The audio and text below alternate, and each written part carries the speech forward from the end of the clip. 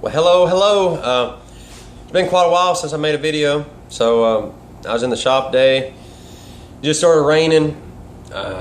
November is right around the corner, and so the itch is getting here to be standing in some flooded timbers.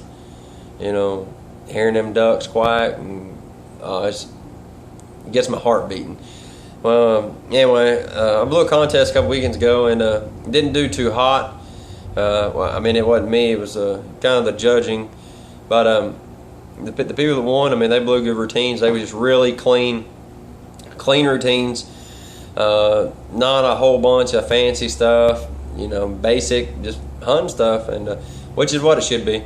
But and recently I've kind of changed call styles where I blow kind of a raspy or dirty sound. Dirty duck, whatever you want to call it. But I blow it clean, and then I'll cut down real quick and change to a dirty duck, and then go back smooth, and then I just do a bunch of pitch changes, what I call them, and just going to kind of show you how I get them, which ain't nothing complicated. It's kind of just muscle memory of like where your hand needs to be and stuff like that. But anyways, here we go. We'll get started. You know, if you know how to quack, which is kind of the basic thing to everything duck calling, I mean, there's a quack, but just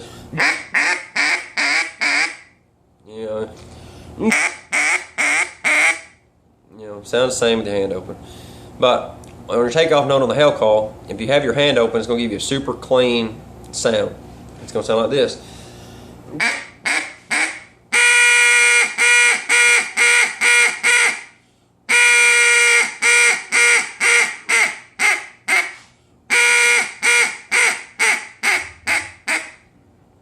Clean.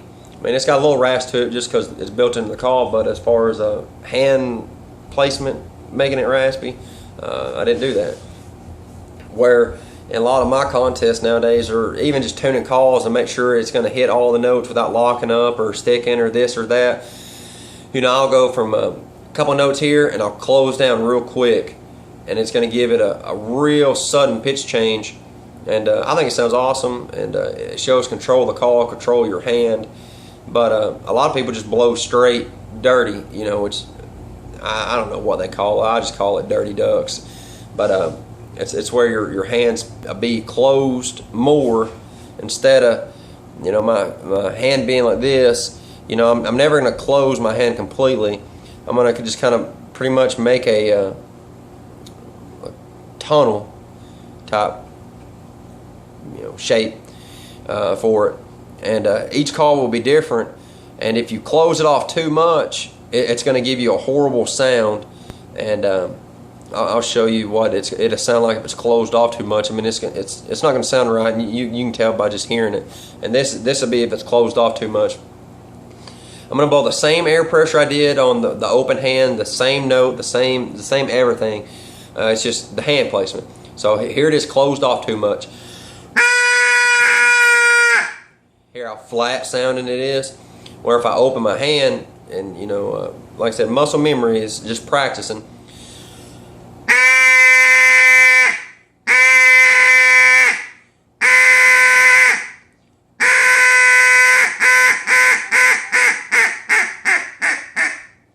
Where if you ever listen to like the two-man routine of Kent Cullum and Tyler Merritt, you have one that's coming in clean, which would be Kent, and Tyler's coming in with the dirty duck. And so the beginning of their routine, I'm going to play both people, and I can't do all three hail calls because I run out of air, but it'll sound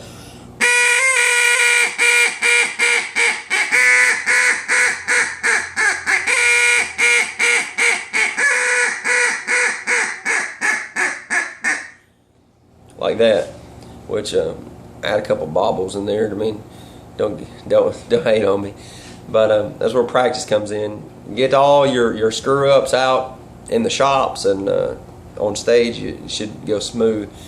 But where like I said, that's just hand placement. And to start out, if you want to hit it clean, and then just slowly start closing your hand over there until you hear the note that you want. I mean, you don't want it too flat. My hand's completely closed, so you want it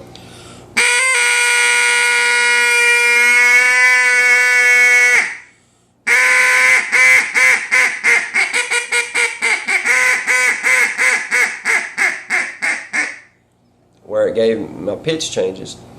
Where, you know, like Antonio Jones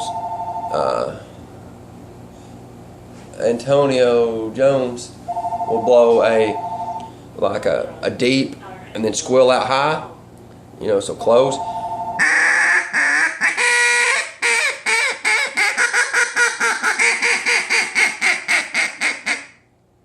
It's all hand placement.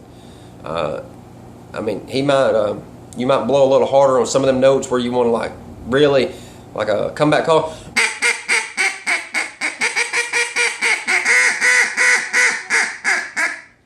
But most of it's just hand placement. And I know some people that blow with their hand closed all the time, from no matter what they're doing. I know some people that never close their hand.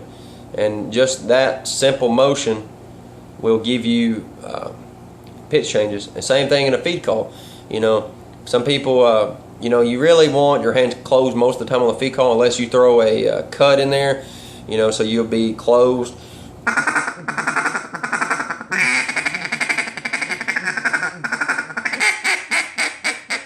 Open when you quack, or, you know, throw the refuge feed in there.